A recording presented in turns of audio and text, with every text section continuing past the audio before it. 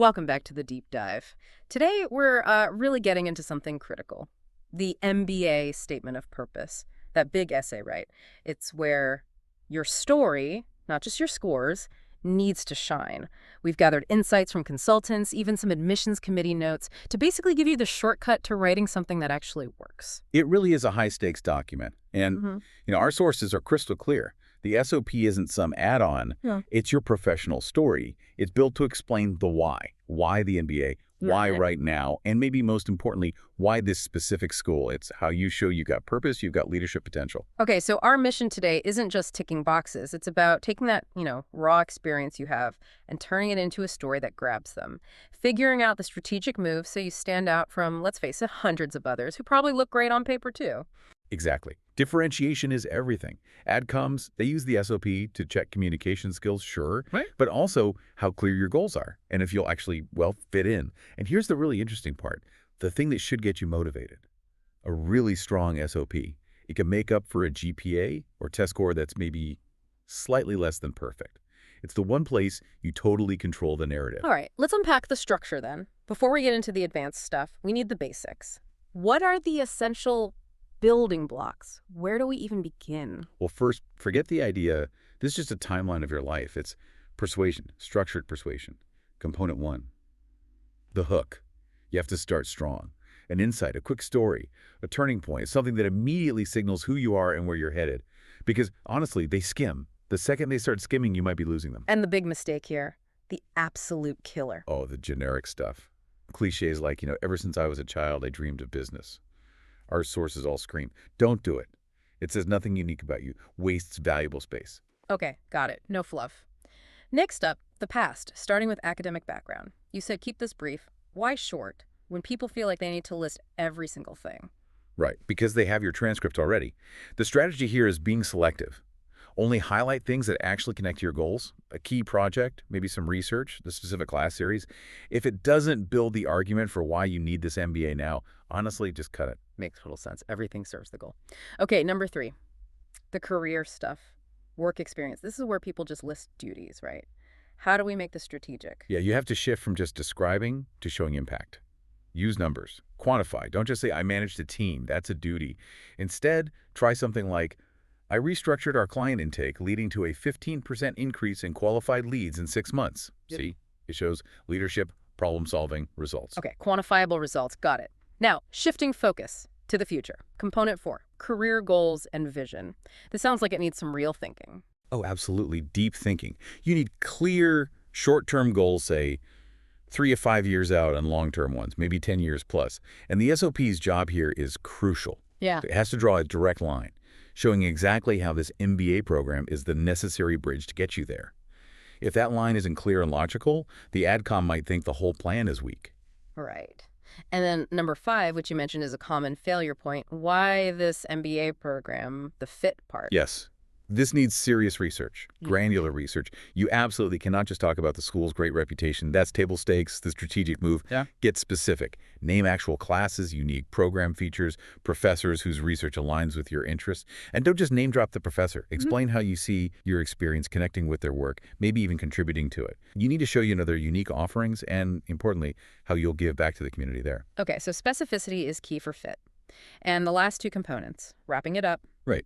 Number 6 is about you as a person, personal traits and values. Show resilience, maybe ethical leadership, adaptability. But remember the rule. Show, don't just tell.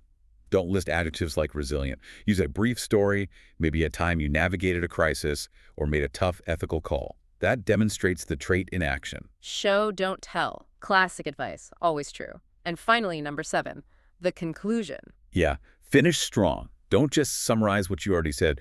Reaffirm your excitement, your commitment. End with a confident, forward-looking statement, something that sticks with them after they put it down. So knowing the blueprint is vital. But as our sources show, lots of really strong applicants, they shoot themselves in the foot with common mistakes. Connecting this back, understanding these pitfalls is just as important. There are about 6 big ones. Okay, let's hear them. What's the first big trap people fall into? Sources call it the autobiography trap, right? Exactly. They just narrate their whole life.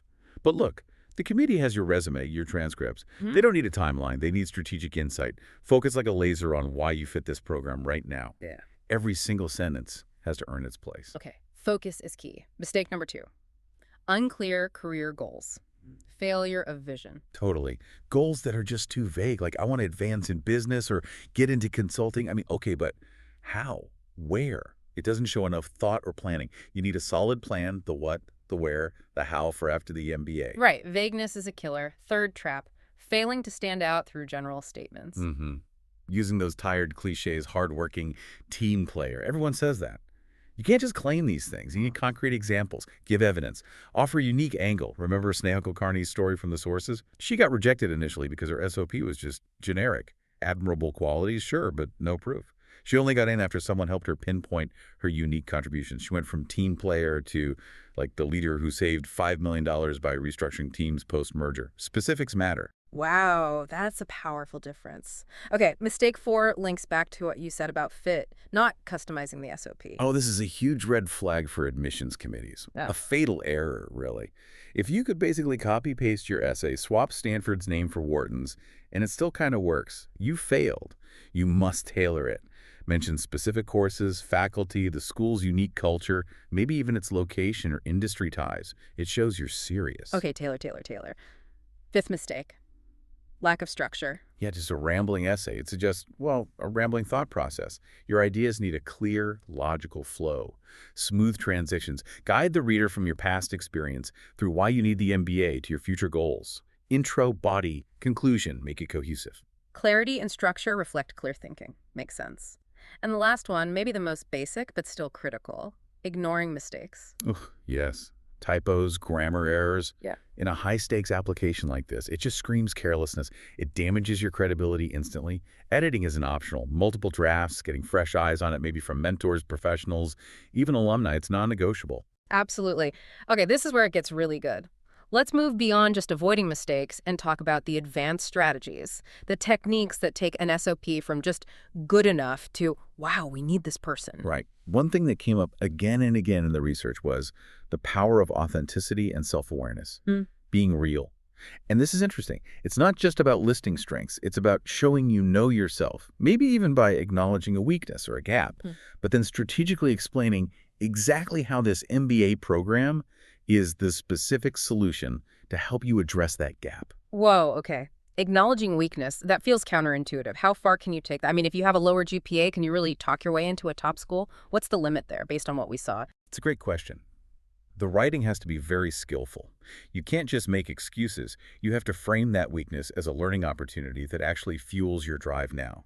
Say your undergrad GPA suffered because you chose the wrong major initially. You don't hide it. You discuss how that experience taught you the importance of aligning passion with aptitude, how you pivoted, and how the MBA is now the logical step to fully professionalize that corrected course. It changes the story from I messed up to I learned, adapted, and now I'm strategically ready for this. I really like that framing. It's shifting from what I did wrong to what I learned and how it shapes my path forward. Powerful. Exactly. And tied to that is clarity and conciseness. Keep your sentences sharp, direct, use active voice. It's just punchier.